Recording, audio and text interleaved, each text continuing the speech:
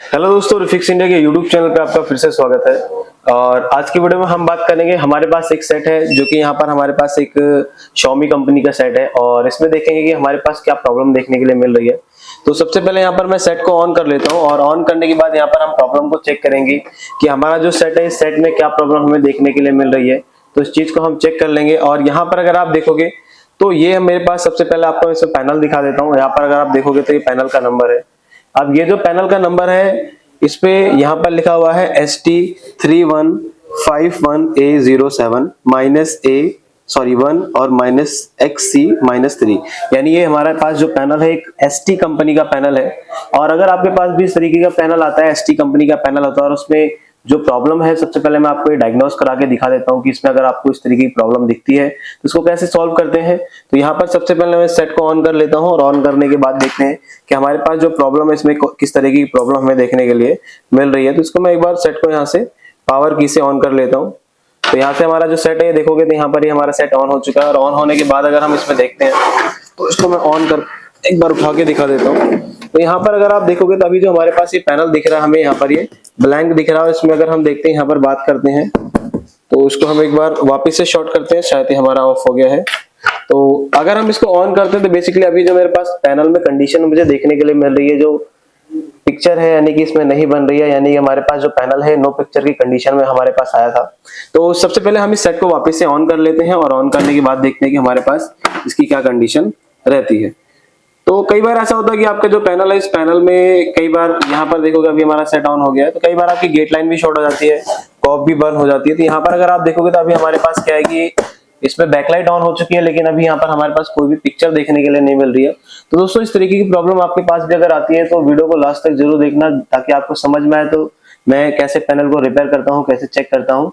तो आइए हम वीडियो को स्टार्ट करते हैं। सबसे पहले हम इस पैनल को चेक करेंगे और पैनल को चेक करने के लिए सबसे इंपॉर्टेंट चीज क्या है कि यहाँ पर हमें स्टेप बाय स्टेप सभी बेसिक वोल्टेज को चेक करना है। तो यहाँ पर सबसे पहले मैं क्या काम करता हूँ, मीटर लेता हूँ और इस मीटर को रखता हूँ मैं DC वोल्ट की रेंज पर। तो यहाँ पर अगर आप देखोगे तो मेरा जो मीटर है, मल्टीमीटर मेरा DC वोल्ट की रेंज पर मैंने यहाँ पर इसको सेट कर दिया है।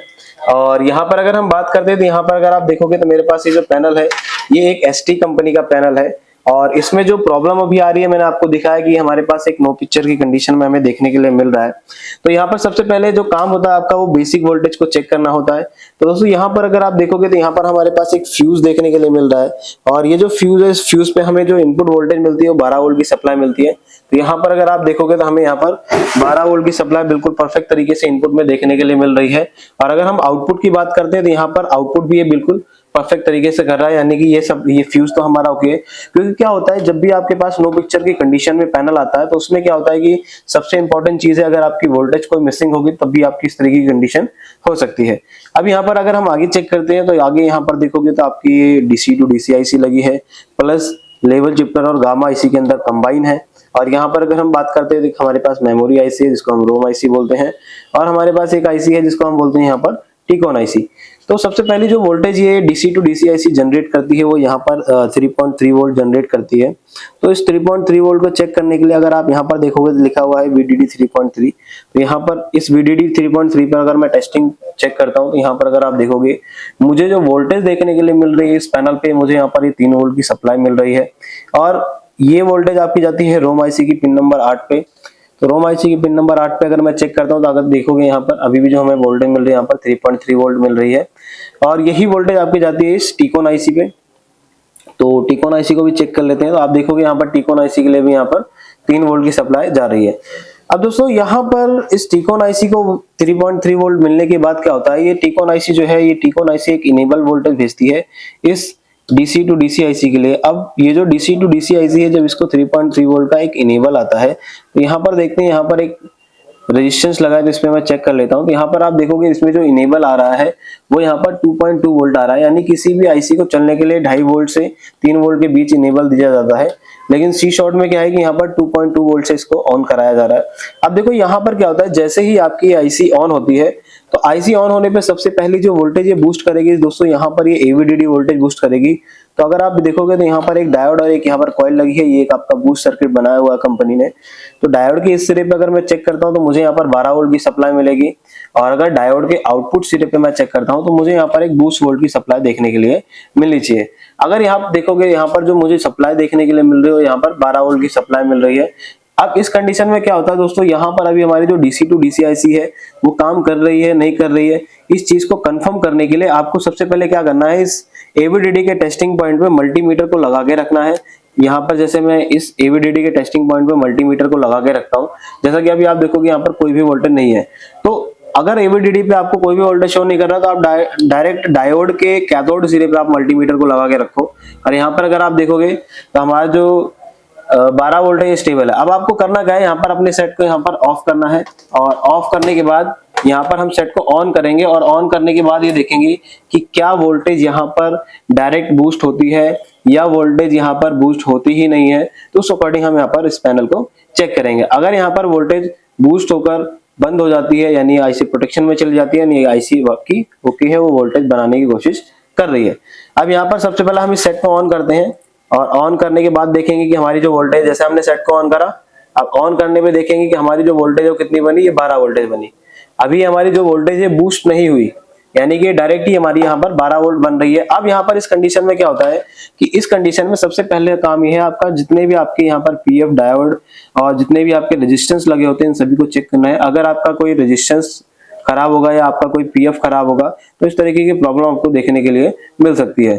तो यहाँ पर सबसे पहले क्या करना है, आपको सेट को ऑफ कर लेना है और मल्टीमीटर को रखना है यहाँ पर डायोड रेंज। सबसे पहले हम यहाँ पर सभी डायोड को चेक करेंगे। अब डायोड रेंज पे हमने यहाँ पर सबसे पहले मल्टीमीटर को रख लिया। अब मल्टीमीटर को डायोड रेंज पे रखने के बाद यहाँ पर क्या करना है, आपको जितने भी आपके जैसे डायोड है, एवीडीडी का डायोड है, तो इस एवीडीडी के डायोड को अगर मैं चेक करता हूँ यहाँ पर अभी मुझे कोई भी वैल्यू देखने के लिए नहीं मिल रही है। प्रॉप को अगर मैं चेंज करता हूँ तो प्रॉप चेंज करने पे अगर मैं देखता हूँ तो यहाँ पर मुझे एक वैल्यू मिल रही है। अब यहाँ पर अगर आप आगे देखोगे तो आगे यहाँ पर भी कुछ डायोड लगे होते हैं, जैसे एक ये डायोड लगा होता है, एक डायोड ये लगे होते हैं।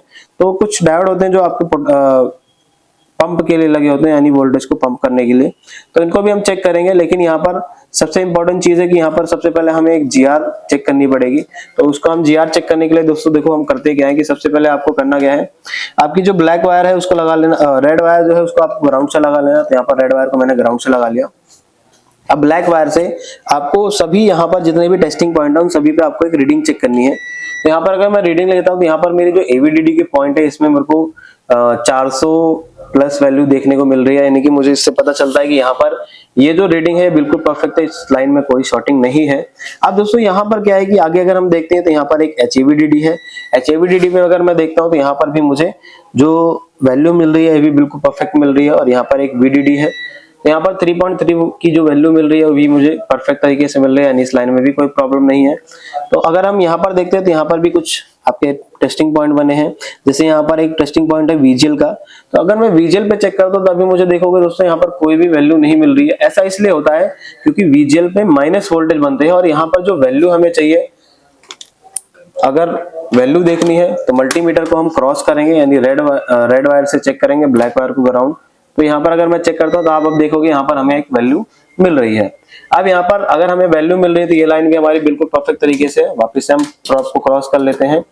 अब यहाँ पर जो हमें चेक करना है वो ये चेक करना है कि आपकी जो वीजीएच वाली लाइन है, यहाँ पर अगर आप देखोगे तो वीजीएच के जो टेस्टिंग पॉइंट है, अगर मैं इस पर चेक करता हूँ तो यहाँ पर अगर आप देखोगे तो यहाँ पर भी मुझे 600 प्लस वैल्यू देखने के लिए मिल रही है। अब दोस्तों अगर हमें यहाँ पर इतनी सभी पे, यानी जितने भी टेस्टिंग पॉइंट है सभी पे अगर हमें सेम वैल्यू मिल रही है, सेम रीडिंग मिल रही है, तो इस कंडीशन में क्या करना होता है, आपको सबसे पहले यहाँ पर जो आपकी यहाँ पर ये जो रोम आईसी है, इस रोम आईसी को आपको रिप्लेस करके देखना होता है। क्योंकि क्या होता है कि अगर आपकी सारी इंपेडेंस सही आ रही है और रोम आईसी आपकी खराब हो गया, रोम आईसी आपकी करप्ट होगी, तो इससे क्या होगा, इसका कम्युनिकेशन नहीं होगा। जब से कम्युनिकेशन नहीं होगा तो यहाँ पर इस आईसी को एक परफेक्ट इनेबल नहीं मिलेगा, और जब तक इनेबल नहीं मिलेगा तो यहाँ पर ये आईसी क्या काम करेगी, एवीडीडी की सप्लाई को बूस्ट नहीं करेगी। तो इस कंडीशन में क्या है कि यहाँ पर हम देखते हैं इस रोम आईसी को चेंज करके, और चेंज करने के बाद देखते हैं क्या कंडीशन रहती है। अगर चेंज करने के बाद भी सेम कंडीशन रहेगी तो इस डीसी टू डीसी आईसी को चेंज करेंगे। तो यहाँ पर सबसे पहले हम क्या काम करते हैं, इसको चेंज करने के लिए हम सबसे पहले लेते हैं एक सेम टी कोड। तो यहाँ पर अगर आप देखोगे तो मेरे पास एक यहाँ पर ST कंपनी का ही टीकॉन है और इसके अंदर एक रोम आईसी लगी है। अब इस रोम आईसी को हम रिप्लेस करेंगे इस वाली रोम से, तो रिप्लेस करने के बाद देखेंगे कि हमारी इस रोम की क्या कंडीशन रहने वाली है। तो सबसे पहले हम क्या काम करते हैं, इसको रिप्लेस करने के लिए यहाँ पर हम लगा लेंगे पेस्ट, और पेस्ट लगाने के बाद यहाँ पर इसको हम रिप्लेस करेंगे। क्योंकि क्या होता है दोस्तों, जब आप आईसी को रिप्लेस करते हो तभी आपको कंडीशन मालूम पड़ती है। क्योंकि कई बार ऐसा होता है कि आपका अगर परफेक्ट इनेबल वोल्टेज नहीं जाएगा तो उस कंडीशन में क्या होगा कि आपकी जो आईसी है वो प्रॉपर तरीके से ऑन नहीं होगी, यानी वो आपकी आईसी प्रोटेक्शन में रहेगी। वो आईसी प्रोटेक्शन में रहेगी तो क्या होगा कि आपका कोई भी वोल्टेज बूस्ट नहीं होगा।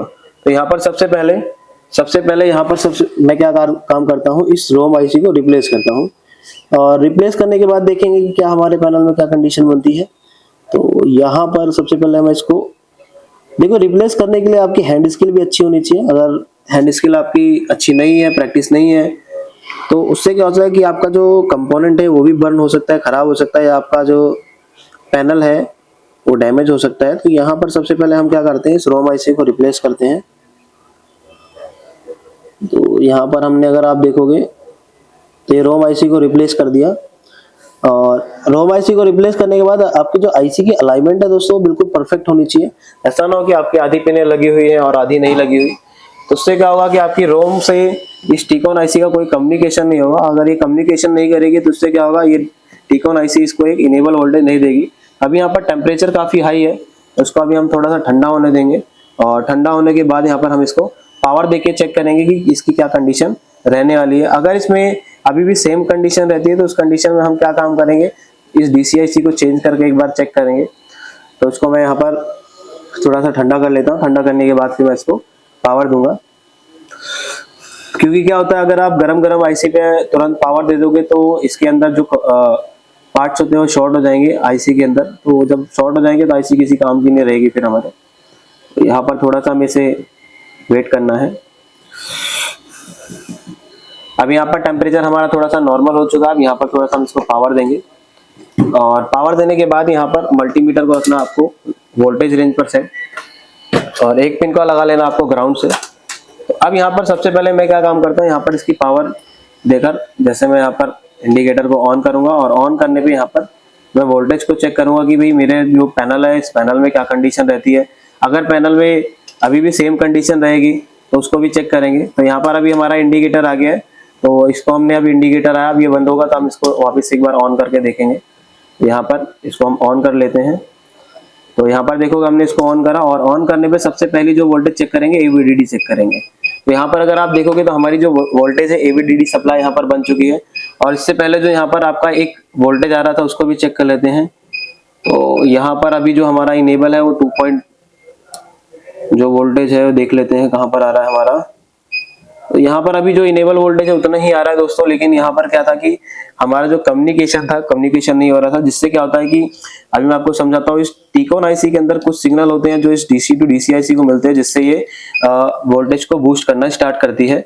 अभी यहाँ पर जैसे आप देखोगे तो यहाँ पर आपका मैं AVDD वोल्टेज चेक कराता हूँ VAA। तो आप अगर देखोगे यहाँ पर जो वोल्टेज मिल रही है मुझे, यहाँ पर मुझे 15 वोल्ट की सप्लाई मिल रही है, और आगे मैं चेक करता हूँ यहाँ पर एक VGH सप्लाई। तो VGH अगर आप देखोगे तो यहाँ पर मुझे जो सप्लाई मिल रही है वो 27 वोल्ट की सप्लाई मिल रही है, और एक सप्लाई बनती है VGL वोल्टेज। तो अगर आप यहाँ पर देखोगे मुझे -8 वोल्ट की सप्लाई देखने के लिए मिल रही है। यानी कि दोस्तों इसमें क्या है कि ऑलमोस्ट अभी आपके सारे वोल्टेज यहाँ पर बन रहे हैं। तो एक बार हम पैनल की कंडीशन देखते हैं, पैनल की क्या कंडीशन रहने वाली है। तो यहाँ पर इसको हम चेक कर लेंगे। तो अगर आप यहाँ पर देखोगे अभी हमारा जो पैनल है बिल्कुल परफेक्ट तरीके से चल रहा है। तो इसको मैं यहाँ पर सीधा करके दिखा देता हूँ आपको। तो यहाँ पर अगर आप देखोगे अभी हमारे पैनल में पिक्चर बिल्कुल परफेक्ट तरीके से बन रही है। तो दोस्तों इस तरीके से आप भी किसी भी पैनल को आसान तरीके से रिपेयर कर सकते हो। अगर आपको वीडियो पसंद आई हो तो वीडियो को लाइक करें, शेयर करें और चैनल को सब्सक्राइब जरूर करें।